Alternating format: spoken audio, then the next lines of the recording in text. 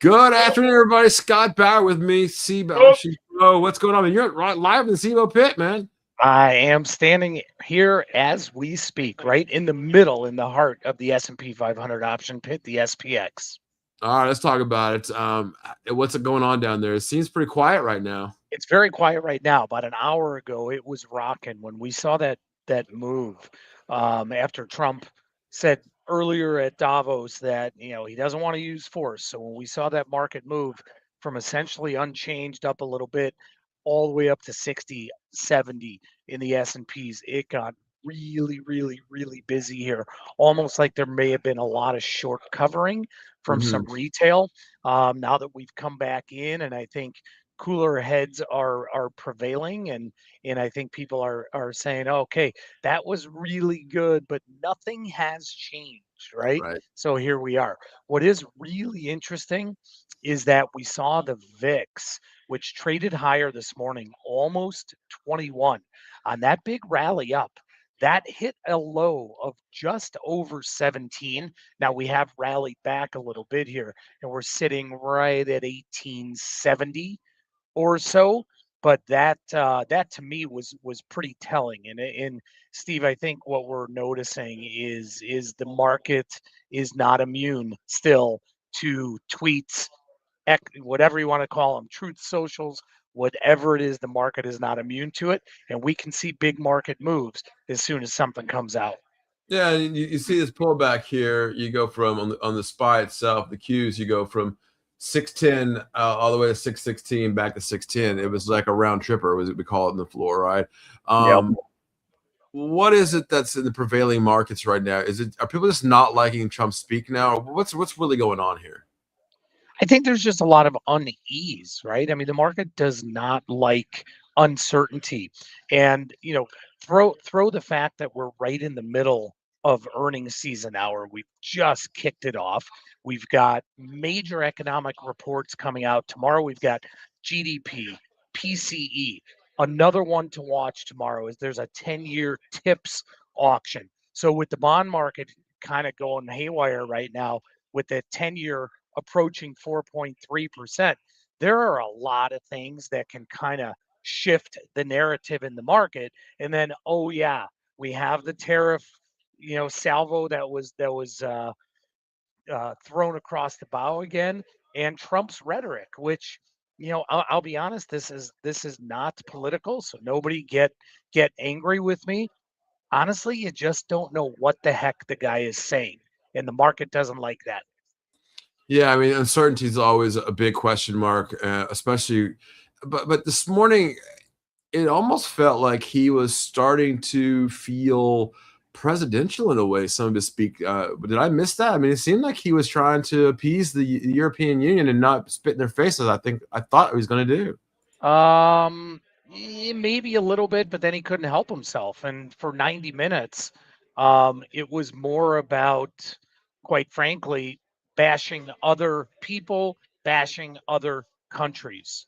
So I don't think that was, taken very well by anybody in the EU, by anybody that was in Davos. And I think that may be part of what the market doesn't like. And Steve, you said this just a couple minutes ago, is the market starting to, um, let's say, get numb or immune to what he's saying? And is the market starting to Yeah. say, hey, this isn't so good here?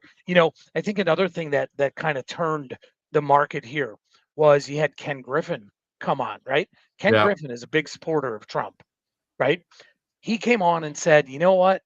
We're getting this data now that, yeah, the tariffs are being paid by you, by me, the American consumer, not by the companies. We've seen that headline before. You've seen it on many news sources. Now it's coming right from the horse's mouth. So it was not, I think it was more than just coincidence that the market started to give some back when he said that.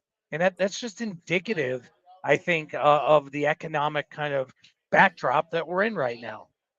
Yeah, and I, when I hear people like Ken Griffin talk about that, he didn't hold anything back. I mean, he was pretty No, harsh on the president, and for sure. speaking in Davos like that, that seemed to be a little bit more than I expected on that.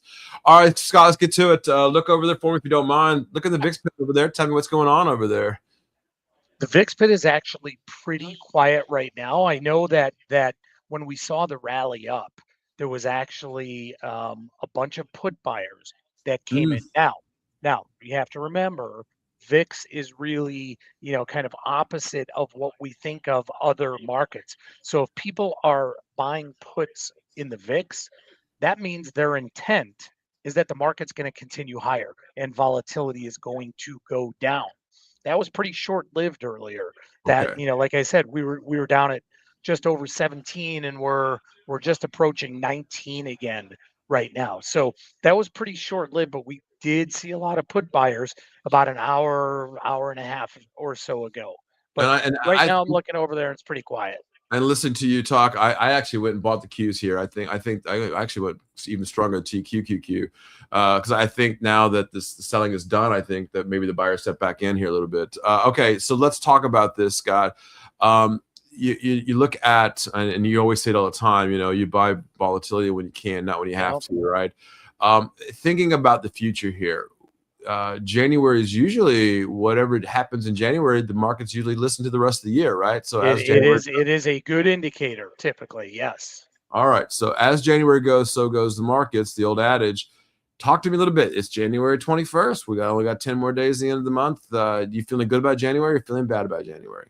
I'm feeling pretty neutral. I think if you took a poll and asked people how has the market performed so far, I would bet 80% of the people would say, "Oh, we're down." Especially after yesterday, right?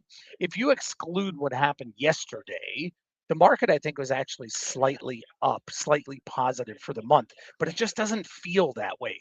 There is just this negative tone. You look at what happened with the big bank stocks, right? Decent earnings, honestly, decent earnings, but the market didn't like it. We have next week, we have Apple, Meta, Microsoft next week. Google or Alphabet is the week afterwards. Those could be the ones that determine what happens in the month of January. And as it stands right now, boy, the market, unless there is a major outperformance and a great look ahead or a great guidance, market's pretty unforgiving right now. Yeah, and earlier this morning, Howard Greenberg asked me what sector or what was I looking at in the markets, and I said it's a stock pickers market. I don't think it's really a sector market. Am I right or wrong here on that? It is definitely a stock picker's market right now, and it's a tough one. It is really a tough one. I mean, just take Google for example. Yesterday in the sell-off, sure, it got hit. Today, Google rallied back earlier about $9, while Apple, especially Amazon, didn't really move. So I think even within sector, it is very, very much a stock picker's market. And I'm gonna try to pull up that for everybody because we'll look at Google too. And while we talk about Google, I have to ask the question. The finally, after I don't know how many years, the man has been the myth, the legend, Mr. Warren Buffett himself, finally stepped down a few weeks ago, and there's Google here now, returning back to the norm here a little bit. I got to ask about the new look here, Kraft Heinz, KF. I was just going to say the same thing. We saw that announcement this morning. They filed to get rid of everything. Yeah, and we see now Kraft Heinz down almost 6% here. It's had a rough, That's yeah. that Steve. That chart looks like me hitting the top of the mountain in Vale or Beaver Creek and making my way down to the bottom. I mean, that's a bad looking chart. All right. So the question I have, Scott, is not about Kraft Heinz, but it's about the biggest position that they have, and that's Coca-Cola. So he has had that forever. Yeah. I haven't seen anything that he is changing that. I don't know once he's gone if the new regime at Berkshire is going to have a different outlook. Um, I mean, he's had that forever. In fact, I go back 30 plus years when I was trading right here on the Cboe floor and actually trading Coca Cola options.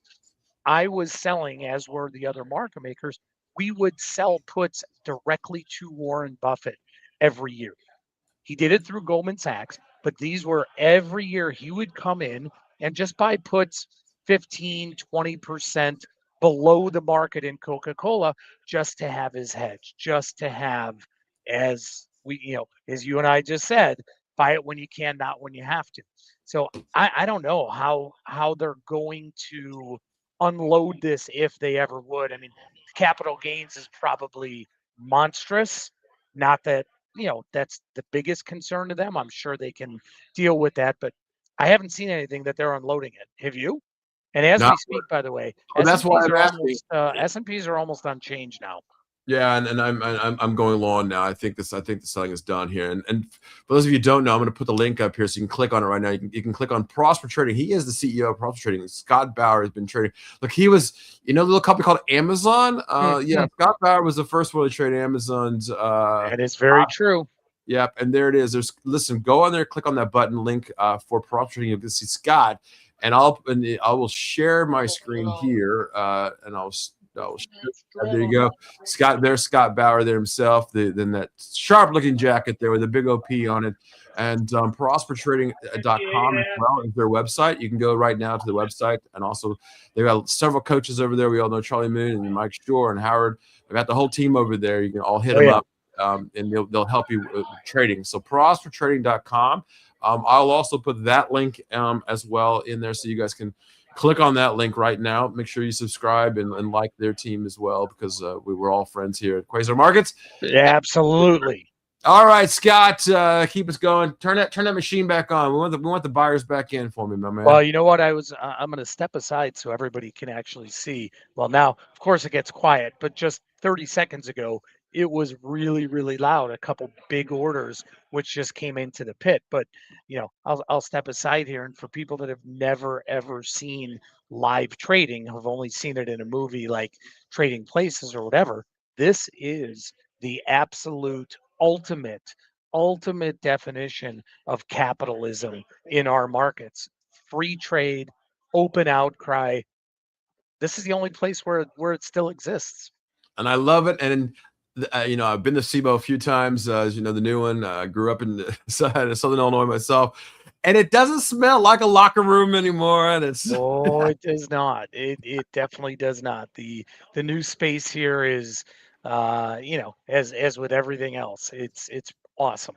And if you get a chance, as you are out there, you're in Chicago, and you want to hit up Scott, hit me up. Hit me up. More than happy to take you to the floor. Yep. Yep, I'm actually doing that this afternoon for a few people that are in from out of town. And again, people that have never seen live trade or don't really understand that it actually still happens. Here it is. All right, Scott, my friend for many, many years, and friend of Quasar Markets as well. Scott Bauer, we'll see you here next week, my man. I appreciate it so much, Steve. Take care.